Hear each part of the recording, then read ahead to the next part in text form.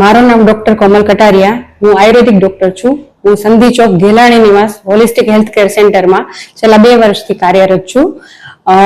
સુવર્ણ પ્રાશન સંસ્કાર આપના બાળકના ભવિષ્યના એક કદમ માટે વર્તમાનનો અમારો એક કદમ.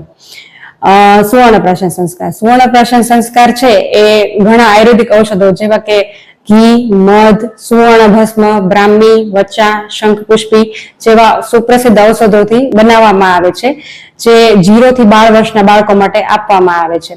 સુવર્ણ પ્રાશનથી બાળકોની રોગ પ્રતિકારક શક્તિ વધે છે, બાળકની પાચન શક્તિ મજબૂત બને છે, બાળકોની જે ભૂખ નથી લાગતી એમાં ભૂખ વધારે છે, બાળકનો શારીરિક બાંધો મજબૂત બનાવે છે, બાળકને માનસિક રીતે પણ અસ્વસ્થ બાળકોને સ્મરણ શક્તિ વધારે છે, ત્વચાને સંપૂર્ણ રીતે પોષણ આપે છે અને બાળકના ઘડતર માટે ખૂબ જ જરૂરી છે. સુવર્ણ પ્રાશન સંસ્કાર છે એ પુષ્ય નક્ષત્રના દિવસે આપવામાં આવે છે. જે મહિનામાં એક વખત પુષ્ય નક્ષત્ર આવે છે ત્યારે બાળકોને સુવર્ણ પ્રાશનનું પાન કરાવવામાં આવે છે, જેનાથી એક ચોક્કસ વિધિ અને મુહૂર્ત પ્રમાણે બાળકને સુવર્ણ પ્રાશનના ટીપા પીવડાવવામાં આવે છે.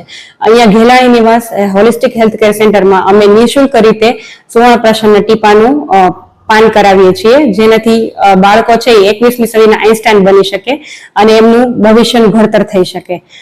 સુવર્ણ પ્રાશન સંસ્કાર છે જે કરવામાં આવે છે, જે એલોપેથીમાં જે રસી પીવડાવવામાં આવે છે, રૂબેલા છે, ઓરી છે, બરાબર, એ જે રસીથી આપણને શારીરિક રીતે સામે રક્ષણ મળે છે કોઈ પણ રોગો સામે, એ જ રીતે સુવર્ણ પ્રાશનથી બાળકોને ઇમ્યુનિટી મળે છે, જેની રોગ પ્રતિકારક શક્તિ વધે છે, જેથી બાળક સ્વસ્થ રહે છે. કેટલો સમય બાળક સેવન કરી શકે?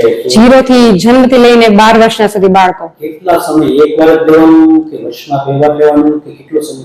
સુવર્ણ પ્રાશન સંસ્કાર છે જે તમે રોજ એક ટીપું પીવડાવો તો પણ બાળક માટે બહુ જ સારું છે, પણ જો એવી રીતે ન પીવડાવે તો પીવડાવી શકે પેરેન્ટ્સ, તો અમે અહીંયા વિતરણ કરીએ છીએ, જે પુષ્ય નક્ષત્રના દિવસે એવરી મંથ હોય છે, તો ત્યારે તો પીવડાવવું જરૂરી જ છે. બાકી રોજ તમે પીવડાવો તો ખૂબ જ સારું.